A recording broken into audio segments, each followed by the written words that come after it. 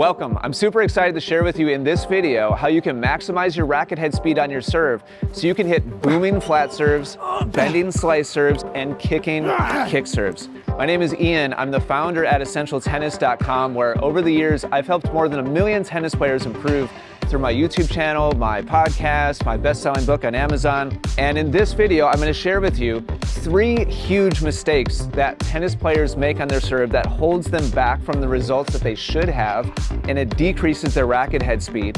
And also 3 solutions that you can put into practice today to start extremely quickly boosting your racket head speed on your serve. So buckle up, let's get right into it. The first huge problem that tennis players have that drastically cuts down their racket head speed on their serve is they get way too technical, meaning they have all these thoughts in their mind and all these positions they're trying to hit. And as they get ready to hit, they're thinking to themselves, all right, I want to make sure I take my racket back with my hand down and then go into my trophy pose, but not with weight or tray. I want to make sure my racket is on edge. And then I need to make sure I get to a back scratch position and drop my racket as far as I can, and then come up on edge. And then I need to make sure to pronate and release my racket through, but then I also want to follow through across my body. Okay, all right, great, so I got it. So that's how I'm gonna serve. I'm gonna do all that, and then it ends up getting just super jumbled and mechanical, and it's way too much to think about. And tennis players seem to think that the more information they have and the more tips and tricks and like secrets that they try to do, the better the serve is gonna get. But it actually drastically reduces their swing speed because things get so mechanical and forced because they're trying to make those positions happen. The secret is in smoothness and efficiency, which I'm going to show you exactly how to do in just a second. The second big problem that tennis players have that decreases their serve acceleration is this is going to be kind of a funny one, but just trust me on this. Tennis players try way too hard to try to be stronger and like muscle through the ball more. And that actually decreases the acceleration of your racket, because the more rigid and tight and tense you get as you try to muscle through and hit the ball harder with your arm, the more things get rigid and tight and tense. And instead of being fluid and loose, just picture the best players at your local courts.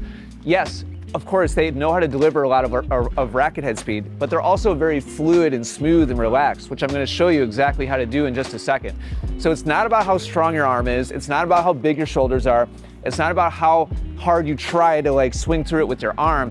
It's about using your whole body together smoothly and fluidly. That's going to get you the best racket head speed. The third big problem that tennis players have with their serve is they have a really short runway. What I mean by that is the shorter the path is that your racket travels from start to drop to reach to contact to finish, the shorter that whole sequence is, the less space you have to actually accelerate your racket. And this is another big reason why players have such jerky, choppy kind of motions, is they take the racket back very short and they go through very short. And so there's just not a whole lot of space to actually build speed. The longer your runway is, the faster you can build your speed through efficient, smooth power. So let's start talking about exactly how to do that. Time to get into solutions for maximum racket head speed. The first one is looseness. So I'm going to give you a drill here that you can do at home right now.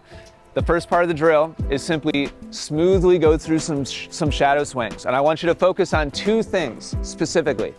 Thing number 1 is your body turning back and forwards, back and forwards. That should be the power source of your serve. Not your arm, not your shoulder, but your body rotating back and then rotating forwards. And the second thing I want you to focus on is from the shoulder down, being as passive as possible. By passive, I mean no actual active energy coming through your arm and your shoulder. In other words, make it as loose and relaxed as you possibly can. And after you feel like, after 20 seconds, 30 seconds, you've really hit that maximum looseness possible, I want you to go ahead and put up a toss and try your best to maintain that exact same looseness. And then you can start to alternate them. So keep your arm as loose as possible and then put up a toss. And without any real acceleration, you'll see that I'm hitting decent serves that are almost getting to the curtain on one bounce in the box. And it's because I'm just moving very fluidly. I'm not accelerating really fast yet, but I'm building the foundation, I'm building the framework to be able to add effort and have it actually all make its way to the ball. But if we build the foundation on a bunch of tight, tense, rigid movements, then all the effort that you add on top of it is just going to be wasted. So start with this. The second big thing we need to address is flexibility, range of motion. Smoothness is important, but remember, we need a long runway. And part of that is technique, but another part of it is working on our physical range of motion and flexibility. If you're really limited, then you're not going to be able to hit all the positions that you see in all the serving lessons that you see online. So here's one of my favorite stretches to work on back flexibility, shoulder flexibility, and also kind of work on your posture, which if you're like me, is something that you need to work on and spend some time on. All you need is a wall. My heels are about 6 inches away from the wall or so. And I'm just gonna lay back and lean back with my hips against the wall, my shoulder blades against the wall. And then all you're gonna do is go into a Y position with your arms. And as you do this, you're gonna feel your spine want to kind of come away from the wall. And your goal here is to maintain as much contact against the wall as possible. So rather than come out and bow a lot, try to keep your posture and try to keep your spine straight and try to get as much contact as you can with the backs of your arms and your hands against the wall. And then just slide your arms down to make a W and then go back up and make a Y while maintaining as much contact as you can with your back and your arms and your shoulders against the wall. It's way harder than hopefully it looks on the video. As you go back and forth, this starts to open up your shoulders, it starts to open up your chest. It gets a great stretch in your back, it gets a great stretch in your rotator cuff. And if you just do this for a minute or two a day, it's really gonna help your range of motion and your flexibility for your serve. Now that we have looseness and we have flexibility, it's time to really add fuel to the fire by adding power into the equation. Power is different than strength. Strength means how big your muscles are and how much weight you physically can move. Power is how quickly you can move that weight over a certain period of time. And that's what we really need on a serve to get maximum acceleration, is a lot of quick power. So to develop that, what you can do is grab an elastic band. This is a 5-pound one, but you can start with 2 pounds or 1 pound or whatever. I have a handle on this, but you don't need that. You can just hold on to it with your hand if you want. And what you want to do is set yourself up with a little bit of stretch in the band. Make sure your arm is level with your shoulders, not slouched down and not extended upwards, or else that'll put your rotator cuff in an unnatural position.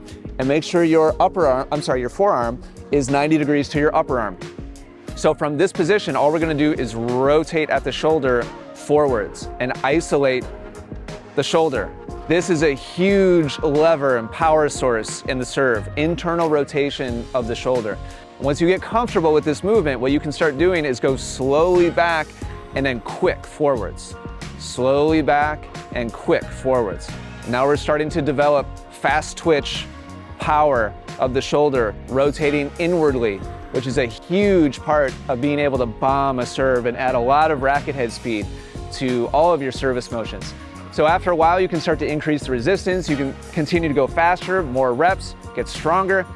And if you maintain your looseness and your flexibility, we talked about in the first 2 parts, your serve is gonna hugely increase in racket head speed.